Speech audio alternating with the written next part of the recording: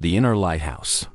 How to earn deeper respect through Stoicism. Have you ever felt like a ghost in your own life?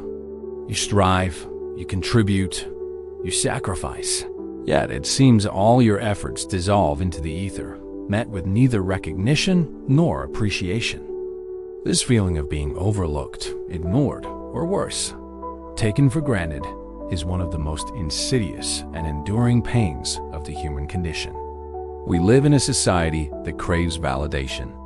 We want to be seen, to be heard, to have our worth affirmed through the eyes of others. Yet, paradoxically, the more we chase this external respect, the more empty and insecure we become. We place the key to our happiness in the hands of those we cannot control. But what if there is another path? A path not of demanding respect, but of inspiring it naturally from the profound depths of our own character? This is where we can turn to an ancient lighthouse, a guiding philosophy that has illuminated countless great souls for over 2,000 years. Stoicism.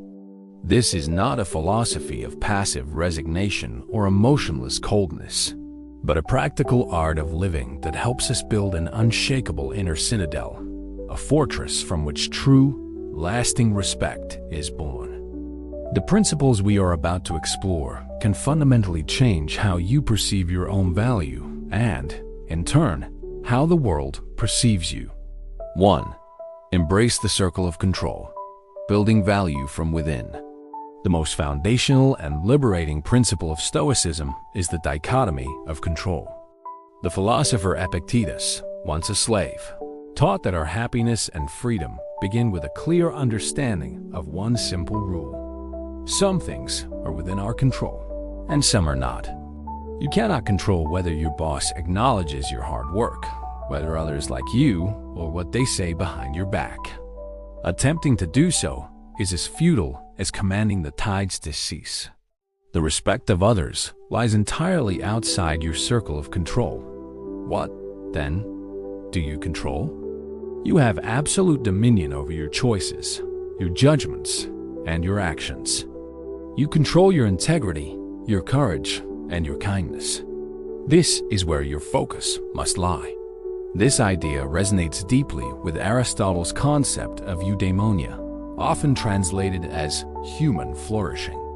Eudaimonia does not depend on external factors like fame or applause.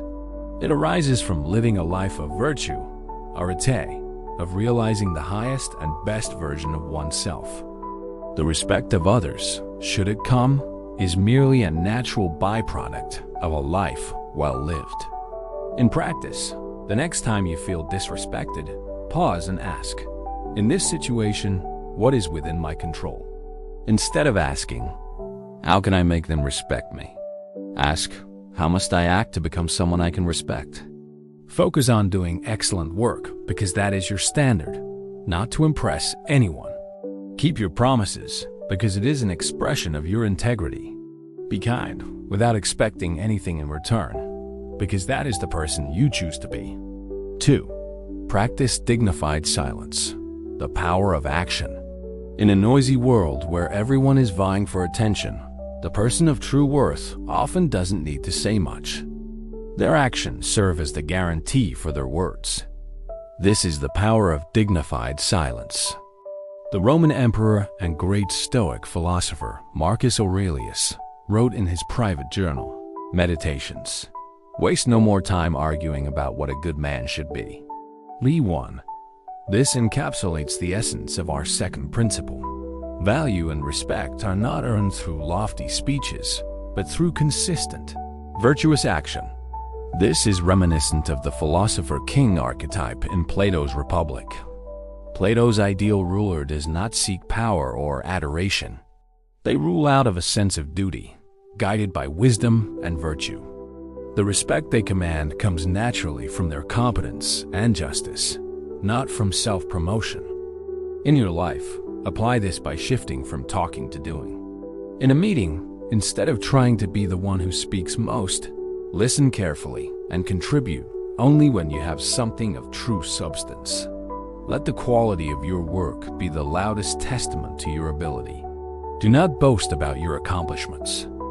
Allow others to discover them. Quiet confidence is far more impressive and trustworthy than loud arrogance. 3.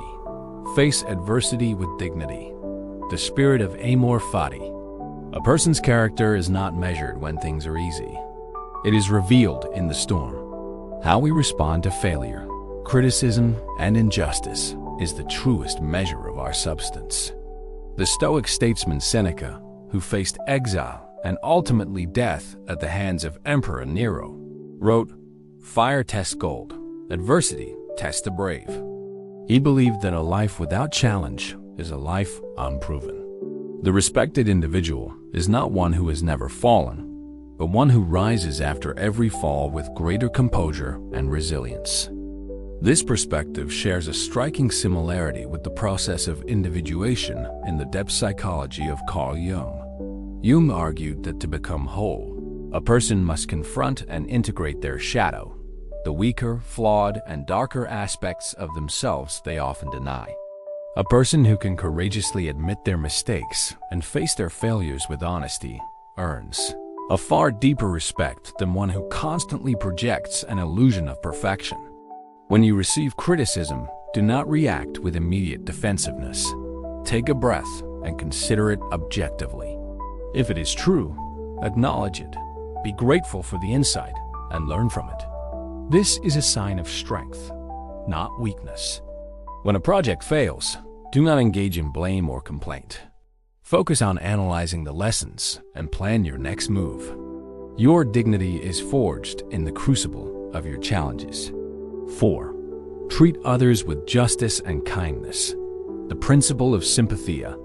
Respect cannot be built on a foundation of fear, selfishness, or belittling others. Its most enduring foundation is fairness and compassion.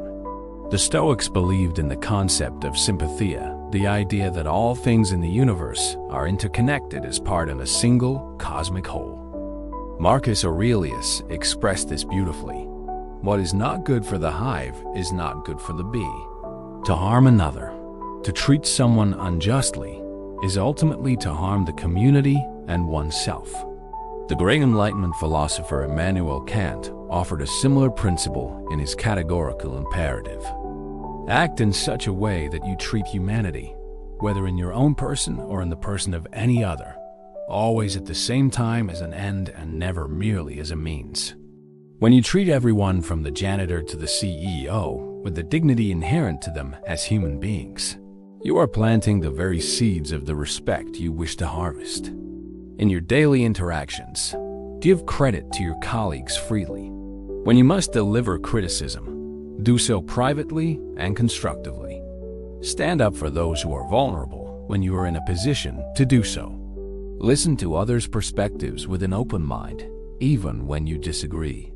The integrity and fairness in your dealings with others will create an aura of trustworthiness and honor around you.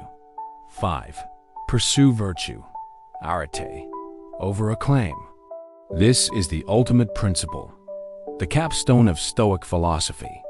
The final goal of a Stoic practitioner is not to be respected, but to live a life of arete, virtue, a life of wisdom, courage, justice, and moderation. As Epictetus taught, if you wish to be admired, admire yourself.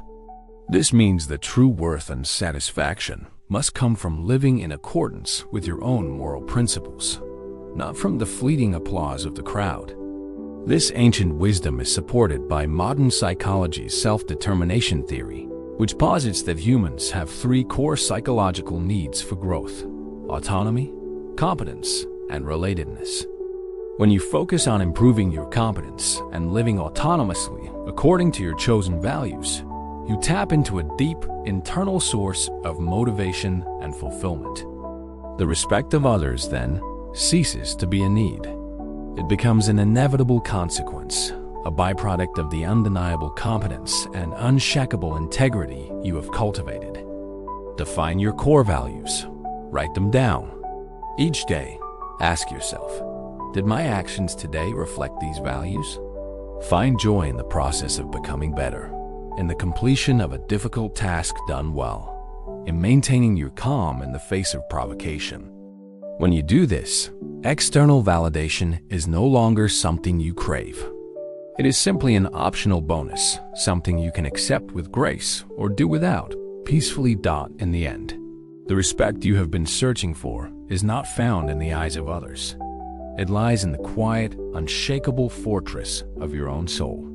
It is built brick by brick with every virtuous choice you make, every challenge you face with courage, and every act of kindness you offer without expectation. Stop seeking recognition and start building a person worthy of it. Become your own lighthouse. And then, you will not only be respected by others, you will become a source of light that inspires them to find the same strength within themselves.